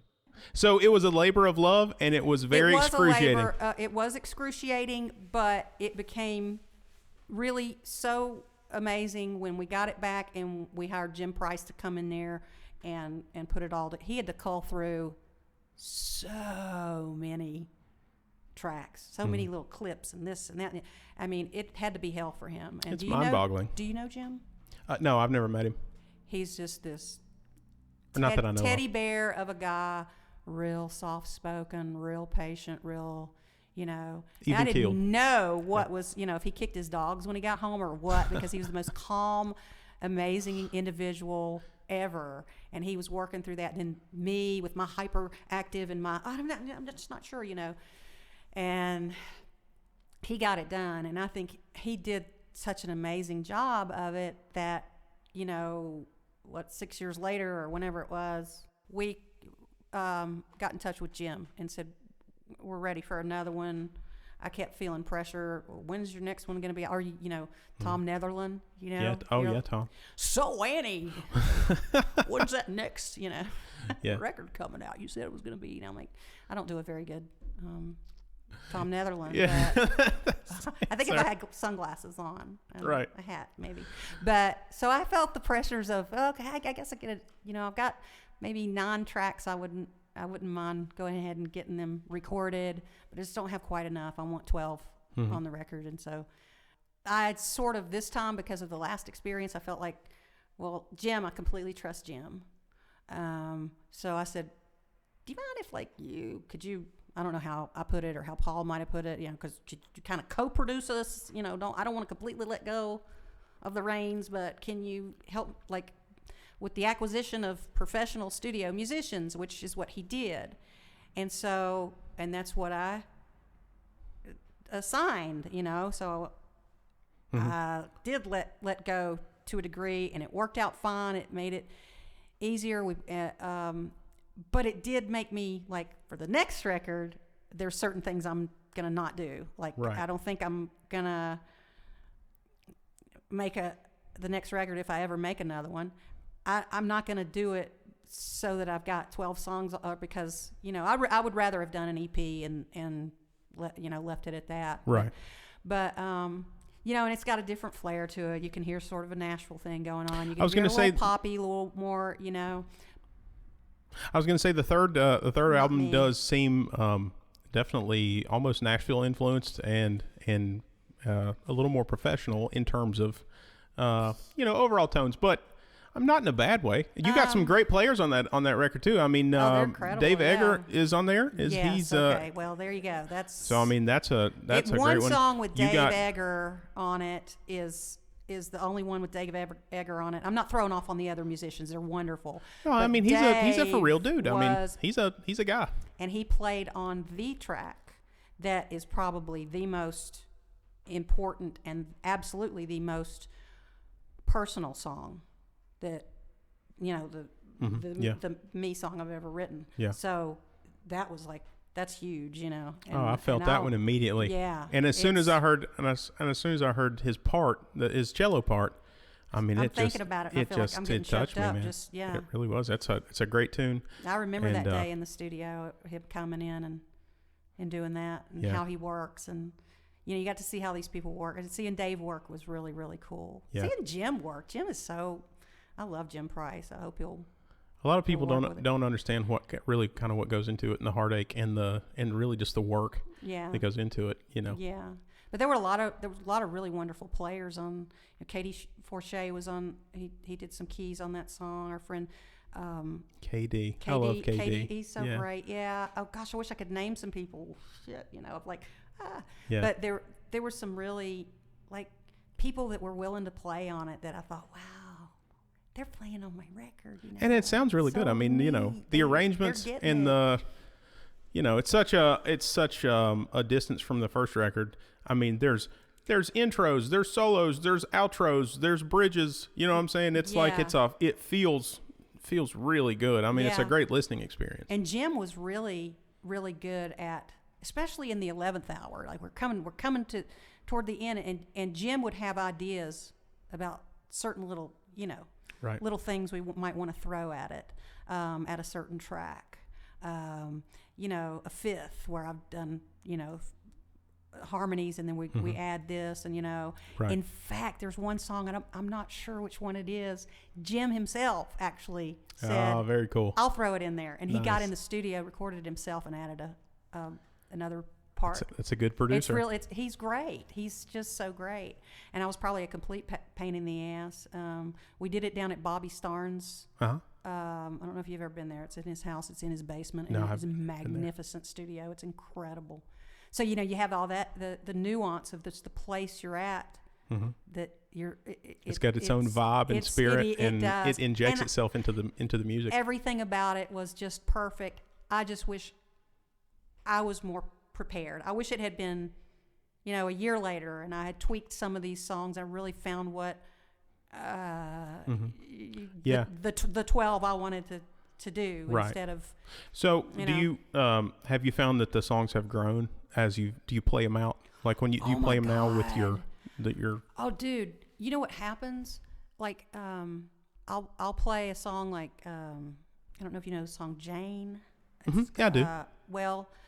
It was... That seemed like a very personal song. I did write it. It was inspired by a friend of mine who was looking for her biological mother back when we were friends in our 20s, and she always talked about finding her biological mother and blah, blah, blah. Anyway, so that's what it's about, but then the story, becomes about anybody looking for their biological mother that doesn't want to find them. Of course, I've got to put the negative twist in it. That didn't actually happen to my friend Nina.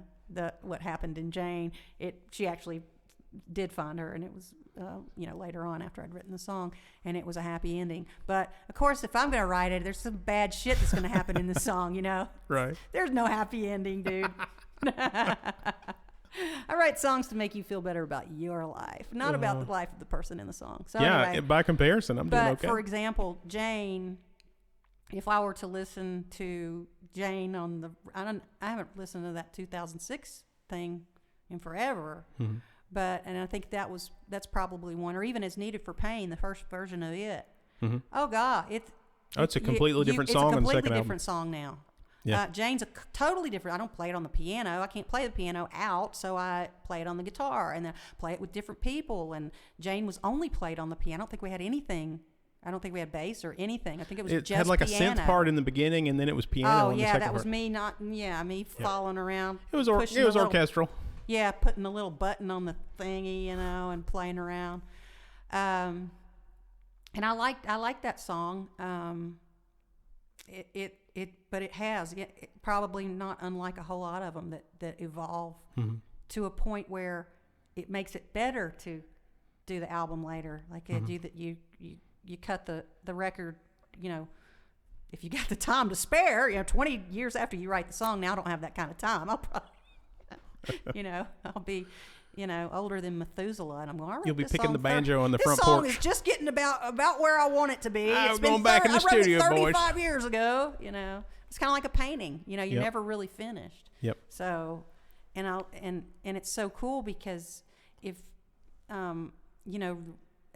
musicians that you admire, like I admire all these people that I've gotten to play with. I mean, really admire. Like I look up to them, and I'm like going, "Oh my God, I can't believe this person's playing with me." I can't believe, except for Matt Osborne, he just does it for the money. Just kidding. Anyway, it's not really a compliment when Matt. Oh my God, do you know how much I love Matty? That's too funny. I had to say that. Anyway, what's it pay? Yeah, that's him. You sounded just like him. What's it pay? Well, hey, Osborne, we got a gig coming up. What's it pay? Let's pay. Fucking Osborne. But I love him anyway, to death. You know, me and Matt played God. together. He was like in one of my very first bands in high school. Really? Oh yeah, way back in the day. I think I probably knew that. I probably Maybe he probably had mentioned that at some point. But yeah, I mean, it was. I found a bootleg of me and him playing like a Grateful Dead song, and I'm singing, and my voice cracks. I want to hear I'm like, that. oh no, God. I burned it. Oh, fuck you, man! Fuck you! Damn you! It's pretty terrible. Oh, I still have yet to learn to sing, but at that point, I really couldn't. I mean, it was somewhere it was there's the first time I ever played with antifreeze. That's somewhere on a cassette at my house, and there is a cassette of me with a band. After I got fired from my own band, I got fired from antifreeze, and the reason I got fired is because I started taking up with this chick and playing in a band with her. She recruited me and ended up being a great writing partner. We did a couple songs together. It was this was in the early 90s. It was a 3-girl,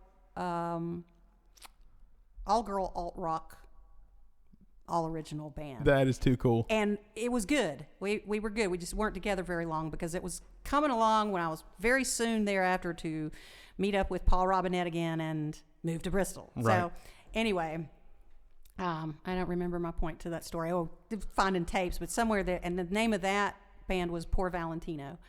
And so somewhere in there's some Poor Valentino tapes at the house, and I'd love to. I mean, not because the band wasn't good, but just because I hate my voice. I just hate it. It's so hard to go back and listen to your own stuff. I hate my speaking voice. I really don't like my singing voice. I get really upset when I hear myself sing. I just don't like it. I always wish I was a much better singer because it always sounds better in my head. I know. I think when I'm doing it, I sound good. And then I'll hear it, and I'm like, I'm so off key. I'm so pitchy. And I just, if I could do auto-tune in real life. I feel like one of those people. Oh my God, somebody told me when I was 10 that I could sing, and it went to my head, and they were just lying. Or somebody told me when I was 20 and they were just trying to get me in bed, and I let it go to my head, and I think that I'm really good and I'm really not. And I'll think that when I hear myself. So it's Well, something's working because really, people come and see you and they like you and they ask for you. They feel sorry for me. That's what it is. They do. It's pity. We should go. Yeah, we should go hear Annie Robinette because somebody told her when she was 20 that she could sing. Nobody They goes wanted and to get sees her in bed, anymore. It's so sad. It's really sad. Nobody was at her show. That's too funny. Yeah, there was an uproar because you weren't at Rhythm and Roots a couple of years ago. I mean, there was like yeah, a, really? there was a, like yeah, sincerely. that was a real thing. Yeah, I mean, you're an incredibly talented musician. I acted like a 12-year-old about that too. Actually, Paul was pretty upset over that. I know. He said so. Did you see what he posted? Oh, yeah. He was. Oh, there was a full-on couple paragraphs. I had to I had to expand the comment. He doesn't do that often at all. He doesn't speak his mind that often at all, and he felt really strongly about this. Especially when it comes to it's our town. You know what I'm saying? They should showcase the local talent. Yeah. When they have the festival. I was all over the place in my head about that. Like, oh, should I really be feeling this way? Or, hey, if I don't play, if that gives somebody else a chance to play, I mean, we talked to everybody. How should I be feeling about this? They're coming to Bristol. You know what I'm saying? Why would you bring in a band from Asheville to come to Bristol? They consider Asheville local. I was told that. Yeah, okay. Well, I know, but still. Because just say. Hey, listen, within a 150-mile radius or something like that. I know, but you're bringing in you're bringing in people that aren't from here, right? Yeah, true. That travel to come to Bristol to see that, and why wouldn't you show off something that is from here that is is a valuable resource to our scene and our community. Right. So, I mean, I don't know. But I tell you what, I mean, I love Dave Manning, but sticking the locals up at, upstairs at O'Mannon's doesn't really do us justice. It doesn't really present a good. We should at least have a side stage or something. Not throwing off on Dave because Dave's a great guy and he does wonderful things for the local scene. Yeah, and he's a very integral part of the music scene in Bristol. He should be celebrated himself, and I just. Yeah, it was hard to always be pushing. There was never a year that I didn't go and asked to play. Right. I was never going to be invited to play, and so I was like eager, and I didn't start getting frustrated with it until one year when I got put in the time slot where nobody could be there, not even my band members could make it. Yeah, and I that was noisy about that. I'm like, Friday at 5:30. Hey, I played a Friday at 5:30 gig, and I'm just like, hey, where the fuck is everybody? Yeah, well, I've had many of Friday at 5:30 gigs. At this particular time, the first one I had. You're playing to the people that are setting up. We couldn't get. It was not even practical. It wasn't like, hey, you didn't give me a good slot, and I'm Annie Robinette. It wasn't anything like that. It was, hey, you told me this was going to be 6:30, and my guys work. We can't even physically get there. Right. Hey, the gates aren't open yet. They're not even taking tickets yet. Who am I playing to? So the barbacks? And because I was like that, they switched it, but the schedule was still the same. They had already printed. And I think that Paul says he thinks that's what did it. What made him mad is because I objected to that. So then I'm like, I don't want to be one of those assholes. I wouldn't want to be one of the people. I wouldn't want to be making that decision. I wouldn't want to work there and go, oh gosh, because I'd want to get everybody in. What if there's so many local people you could go for 3 weeks just playing local stuff, But that would be a hard job to have to, choose how to celebrate this wealth of talent that we have and be able to fit them all in Rhythm and Roots. How many stages are there? I mean, there's 12, 15 stages. You're telling me they can't? I know. I'm playing devil's advocate. I guess Listen, I like those guys, and don't get me wrong. I think it's a great thing for the town. I just think that the local talent should be more celebrated on a decent stage. That's all.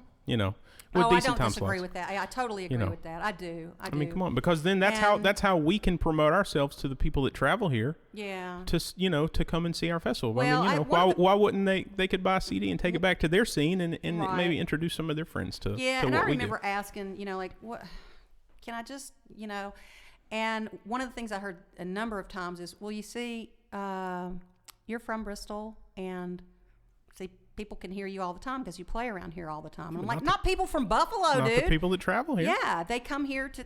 Yeah. That's like a very valuable thing for me to be heard by people that don't, because I'm not going to go anywhere. I'm old, dude. I don't want to, I just. We play locally, and that's the point. So that's, show them what you have. But I did feel strongly about, if you're gonna, as it was put to me, Annie, we're rotating you out. Okay. If you're rotating me out, because that's going to make room for, name some other musician that hasn't gotten to play, local musician that hasn't gotten to play, great. I'd shut my mouth. But that's not what I felt like was going on. Yeah, and they Paul didn't was like, they didn't rotate JP in. Yeah. They didn't rotate JP in your slot, right? Yeah, Paul says this is bullshit. This is political, and you know it. This is like, and I'm like, yeah, I do kind of feel like I'm back at Tennessee High School in 1979. I do. But, whatever. And this year, I didn't do a thing. I just said, I don't care. For a couple years ago, it was like, it was very, it hurt, it hurt. I was like, but this year I said, I don't care. I'm tired. I'm not going to ask to play. And I didn't. And they got ready to make the announcement, and I sent Leah something saying, hey, I just thought I'd ask, since the announcement was coming out, and I hadn't gotten anything yet. And she goes, I said, so I assume that I'm not in, which is fine. I just thought I'd check, because Paul keeps going, have you heard anything? And I said, LOL, blah, blah, blah. Right. Hashtag little picture of a whale. Oh, well. Oh, well. And she goes, no, you assumed wrong. You should get something in the mail. And I said, oh, well, wow, so I got 5:30 on Friday. Oh, Jesus. No, that's fine. It's fine. No, it was fine, because I got 5:30 at Friday at Borderline Billiards, and we all know about the sound in there. I know. Not ideal. That's the people are nice, but the sound is terrible. The ceiling's. It's hard. Yeah, it's difficult. 30 feet tall. There's no. You just can't get it. But it's right there downtown. They have, but anyway, got that, and it was so difficult. We didn't have any monitors. We couldn't hear anything. Not complaining. I'm just saying that's the way it was, But it making up for it was the fact that we were scheduled for the Paramount the next day at Saturday noon at the Paramount, and it was so wonderful. And That's Leah, awesome. I think Leah had seen, because we did you know Bob Ellis, who I passed did know away? Bob, Okay, yeah. Bob. Well, we had there was a thing for him when he passed away that we had at the Paramount, and Paul and Quentin and I performed at it, and Leah was there. She saw this 3-piece and she said, "That's cool. That's what she would like to have." If she makes those decisions, I don't really know, but it was she who said, "Yeah, I would love it if it was you and Quentin or if your 3-piece, your trio." So yeah, that was a real treat. Well, Annie, it's been really great talking to you. Thank you so much for coming and talking to me today. And I just wish you the man. best and everything in the future. And I know we'll see you out playing again soon. Hope so. All right. See ya. Bye.